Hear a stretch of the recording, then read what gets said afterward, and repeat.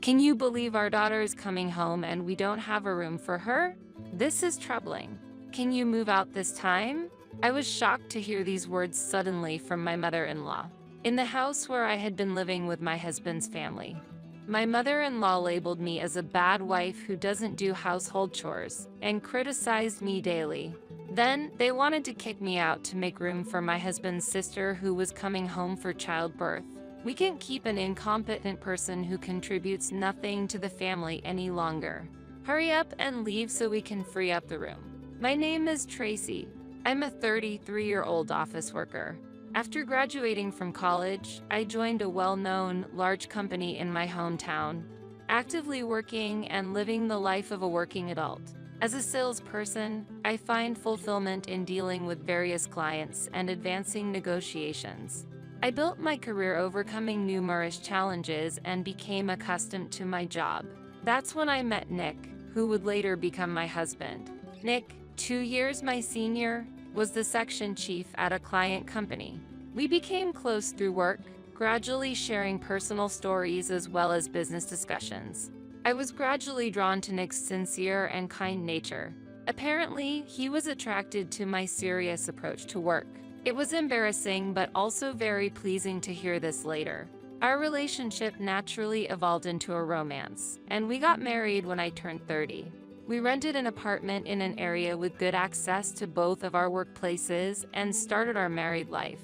After marriage, I was promoted to a managerial position, leading a satisfying life both at work and personally.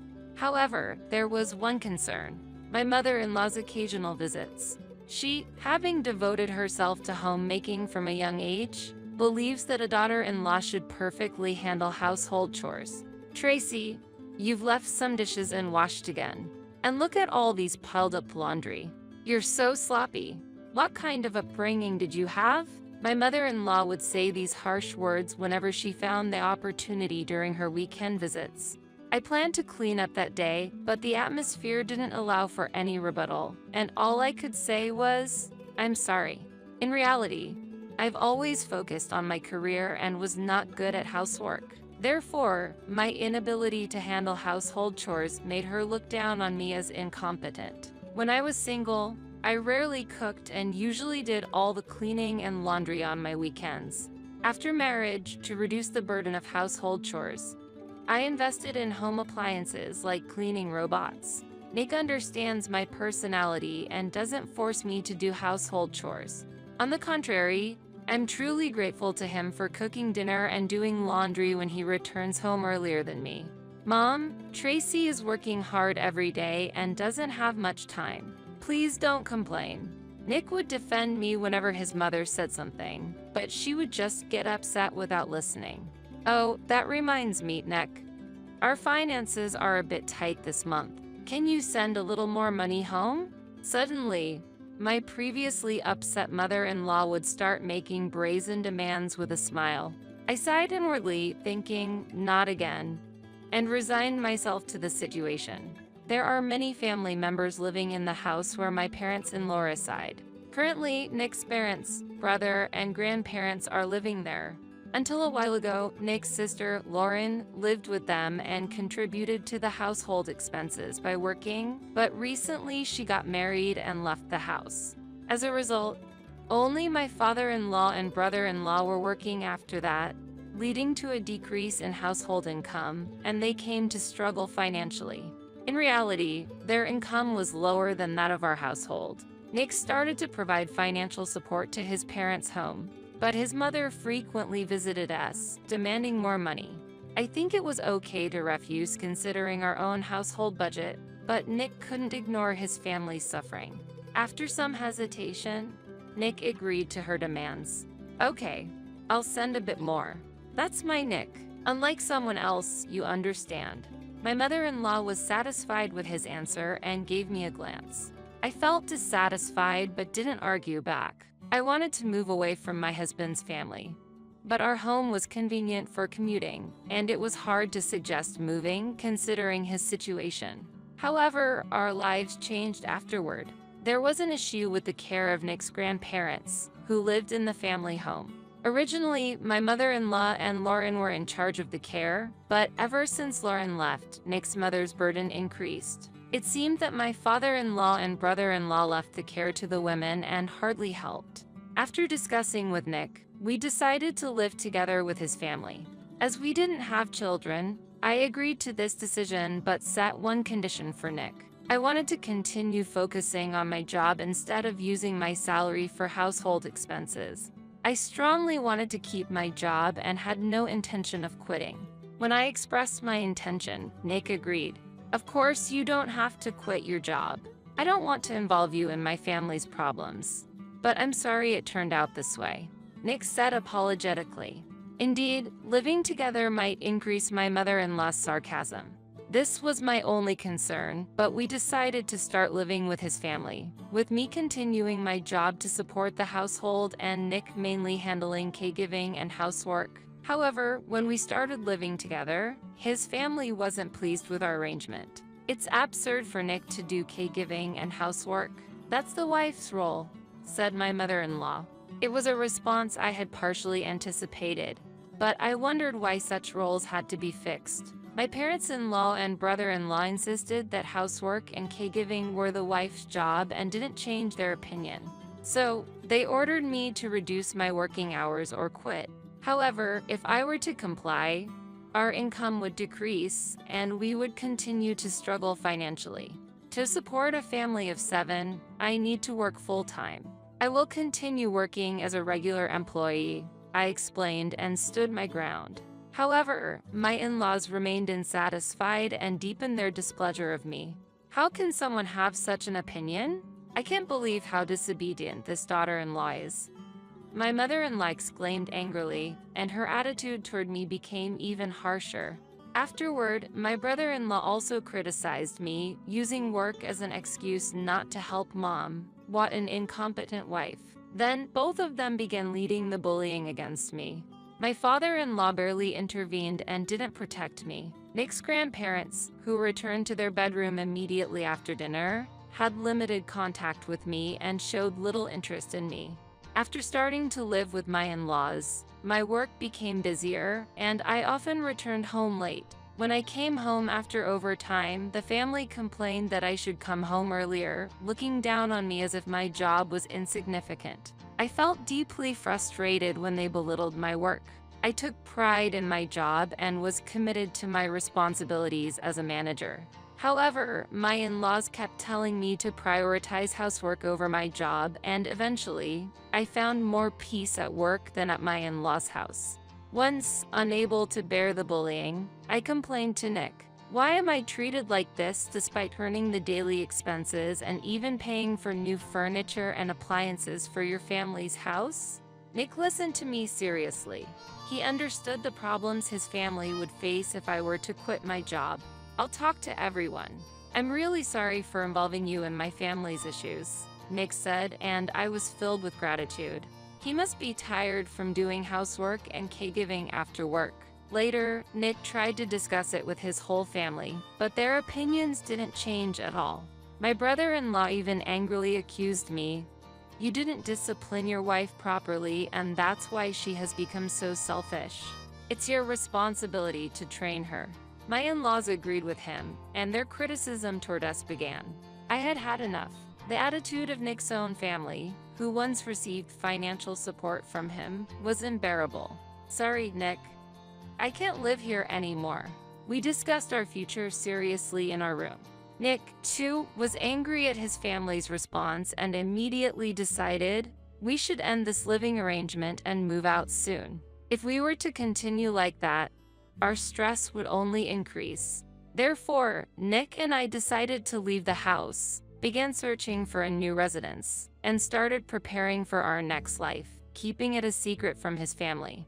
Half a month later, on an afternoon, Lauren, my sister-in-law who had left the family home after getting married, returned unexpectedly. It was during the weekend and I was off work, so all of us, including Nick's family, were at home. Seeing Lauren return with a large suitcase, my mother-in-law was overjoyed. Lauren, welcome back. Have you had lunch yet? If not, I'll make something right away. Thanks, Mom. I'm really hungry. Lauren passed by Nick and I without greeting us and headed straight to the living room. Hold on a second. Lauren, why did you come back all of a sudden? Nick asked as he entered the living room. Lauren replied, I'm about to have a baby soon. It's my first time, and I feel insecure, so I've decided to come back home for the childbirth. I'll be staying here for a while. My father-in-law and brother-in-law who were watching TV in the living room also seemed to welcome Lauren's return. However, Nick and I were confused. This was because the room Lauren used to use was being used by us then. Indeed, the family home was spacious, but at that time it housed 7 people, and there were no vacant rooms. Before I could say anything, my mother-in-law looked at me and sighed dramatically. What a predicament. Lauren is back, but we're short of rooms. Tracy, could you leave now that we have this situation? Huh? It took me a moment to grasp the intention behind her words. Well, the room you're using originally belonged to Lauren, right? Now that Lauren is back, it's only proper to give it back to her, my mother-in-law stated clearly. Then she laughed and said, we can't keep a useless person who doesn't help with anything around the house here, can't we? While seeking agreement from the other family members.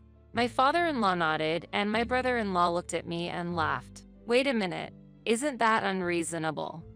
Nick argued while I was still in shock. Lauren then haughtily said to me, you're a wife, yet you don't properly take care of the house. There's no point in you being here, just leave already. However, I was the one supporting most of the household expenses. What would happen to this house if I were to leave? Did they even understand that?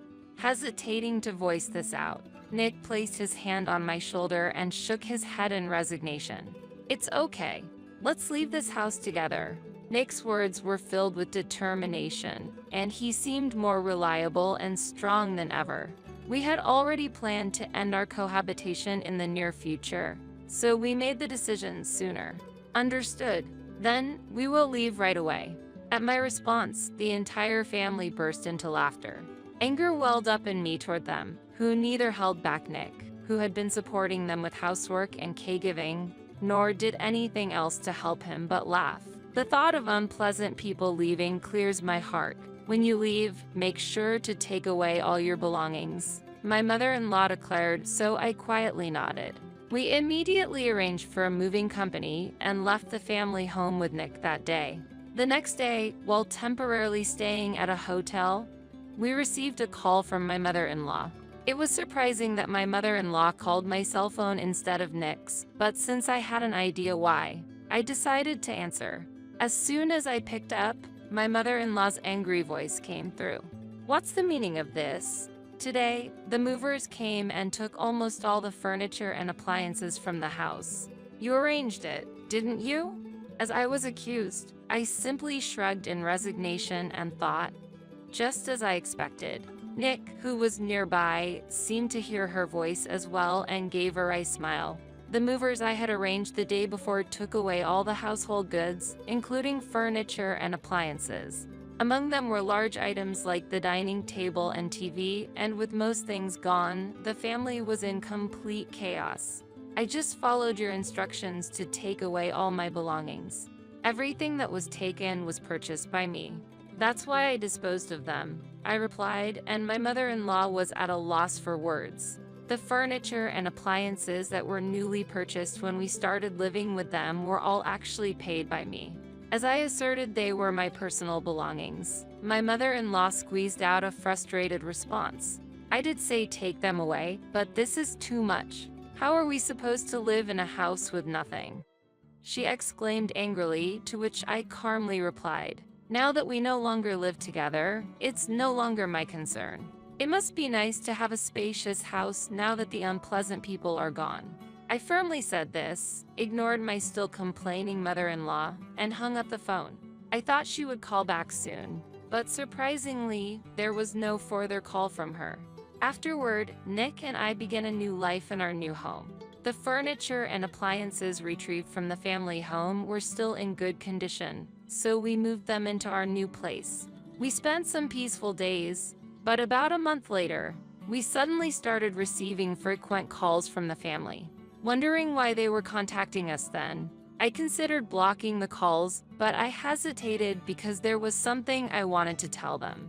Busy with work and unable to answer the phone, I came home one day to find a missed call from my mother-in-law. Nick was still at work, having to work overtime, and was not home yet. When I responded to the call, my mother-in-law's irritated voice echoed, "You finally picked up. What do you need?" I asked, and she hurriedly commanded, "Life has become difficult since you two left. Come back home." Apparently, various payments had started to fall behind after we left. Before living together, the family home underwent extensive barrier-free renovations for the grandparents, and there was still a considerable loan to pay. Nick was paying that loan when we lived together with his family.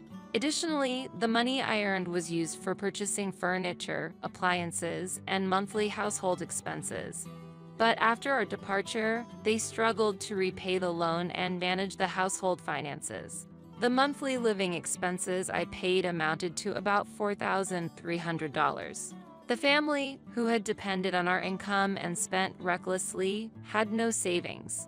Unable to cover over $4,000 of monthly expenses, they became desperate and asked us to return. I was just appalled by such a selfish request. "This is the result of you driving out two earners. We have already started a new life and have no plans to return," I refused clearly.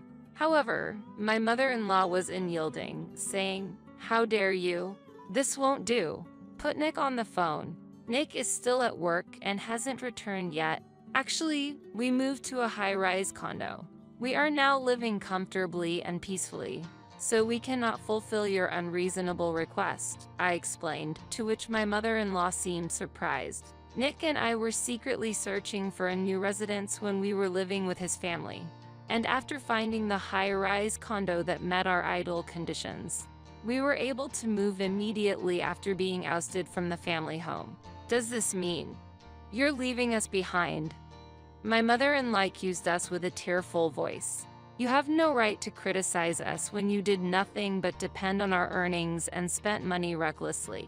Please don't interfere in our lives anymore," I stated firmly. As soon as I finished speaking, I ended the call without waiting for my mother-in-law's response. I was relieved to have informed them about our move to the high-rise condo and proceeded to block all contacts from his family. This new home was something we had earned with our hard work. We wanted to make a clear statement to his family, who had irresponsibly relied on us while constantly complaining and living leisurely. When Nick came home, I told him about the call from his mother. He had also received multiple calls on his cell phone but was unsure how to respond. I thought I couldn't abandon them because they are family, but I'm tired of dealing with them, Nick said, looking disheartened. He too seemed exhausted from his family's constant dependence. Subsequently, we changed our smartphone numbers and completely cut off contact with his family.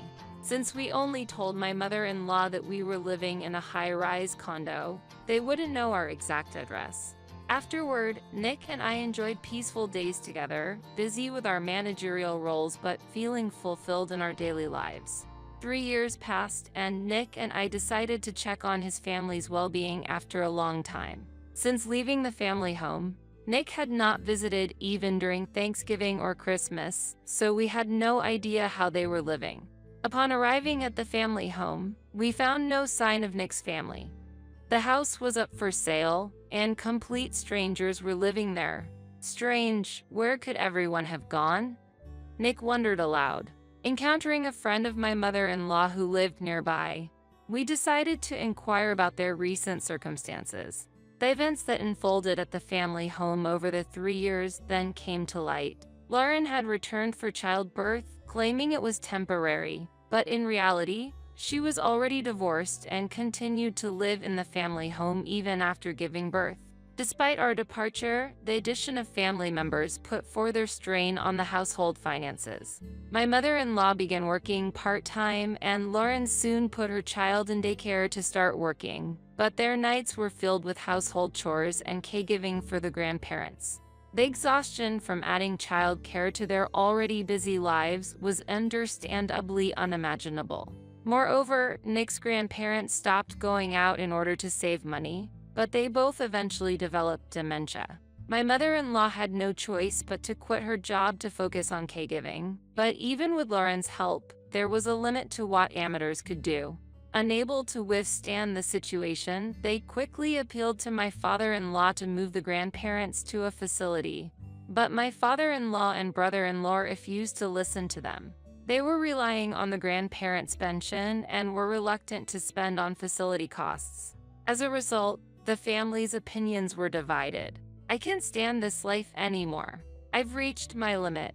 Nick's mother cried out in agony and left the house with Lauren and her grandchild. Left alone, my father-in-law and brother-in-law couldn't take care of the dementia-ridden grandparents, and despite hiring helpers, they soon reached their limit.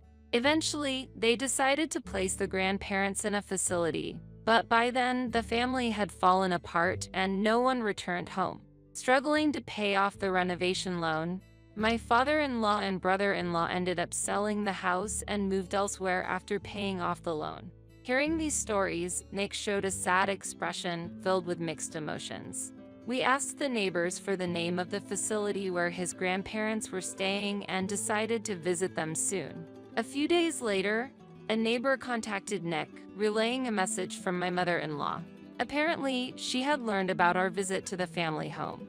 According to her, my father-in-law and brother-in-law were living together and were paying for the grandparents' facility costs, but they seldom visited them. My mother-in-law herself was living with Lauren and her grandchild, working part-time and still struggling with life. I can't stand this life anymore. Please, let us live in a high-rise condo, too. The neighbor conveyed her plea. Hearing such a request, we were just astonished. Nick, too, had grown wary of his family and stopped contacting the neighbor afterward. I don't intend to involve myself with my family anymore, but I do want to keep an eye on Grandpa and Grandma until the end, he said. I agreed with his decision and supported him, focusing more on our work than ever, especially when Nick occasionally felt the loneliness of losing his family. Having overcome difficult times, we want to live even more happily from now on. We plan to cherish our current life, live peacefully, and consider having children in the future.